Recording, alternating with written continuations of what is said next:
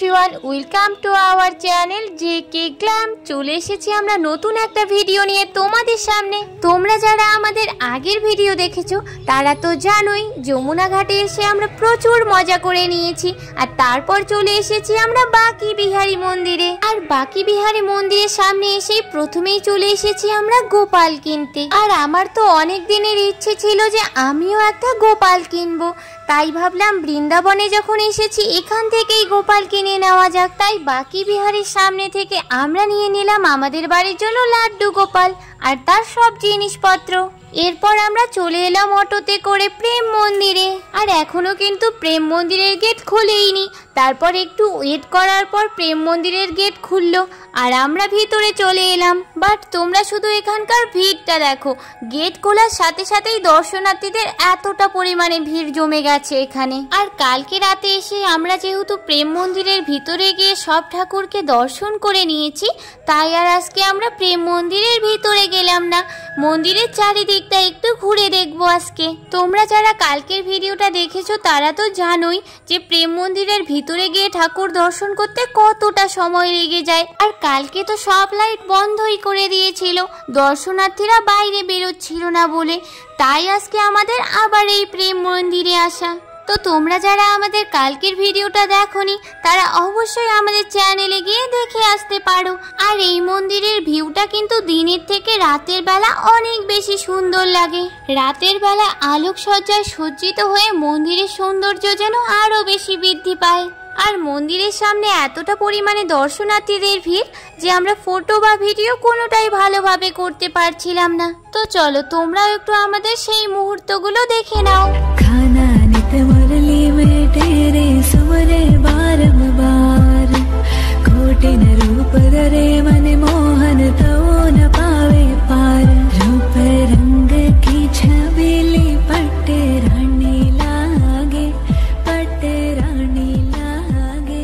मने खारो खारो यमुना जी।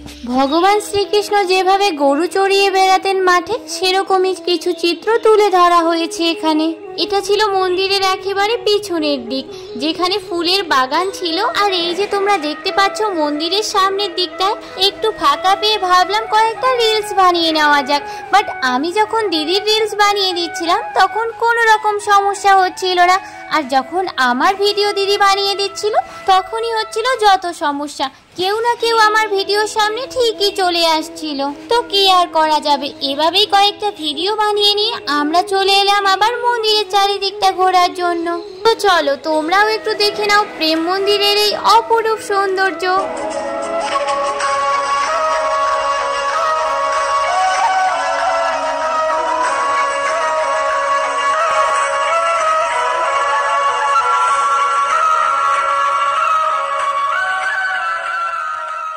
আর এই প্রেম মন্দিরে কিন্তু ভগবানের অনেক লীলা খেলার পাশাপাশি এই গিরি গোবর্ধন পর্বতেরও দৃশ্য এখানে দেওয়া রয়েছে। ভগবান শ্রীকৃষ্ণ একসময় বৃন্দাবনবাসীকে বাঁচানোর জন্য তার কোণে আঙুল দিয়ে গিরি গোবর্ধন পর্বতকে তুলে ধরেছিলেন, তারই চিত্র এখানে তোমরা দেখতে পাচ্ছ। যেহেতু ওখানে আমাদের দু বোনের ভিডিও করে দেওয়ার মতো কেউ ছিল না, তাই একটা ওখানে ছোট্ট ভাইকে পেয়ে আমরা দুই বোনে একটু ভিডিও করে নিলাম। তো চলো তোমরাও একটু আমাদের সেই ভিডিওর এক ঝলক দেখে নাও। আর ভিডিওর মাঝখানে যারা যারা চলে এসেছে তাদেরকে কিন্তু একটু অ্যাভয়েড করো।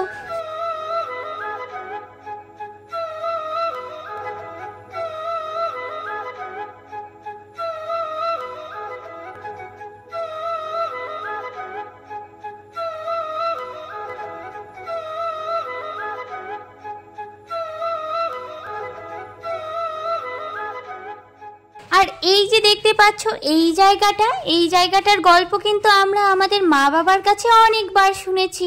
তারা বৃন্দাবন থেকে গিয়ে আমাদেরকে সবচেয়ে বেশি এই জায়গাটার কথা বলেছিল, যেখানে কিনা ভগবান শ্রীকৃষ্ণ আর রাধারানী দোলনায় বসে দোল খাচ্ছে আর তার চারিদিকে গোপিকারা ঘুরছে।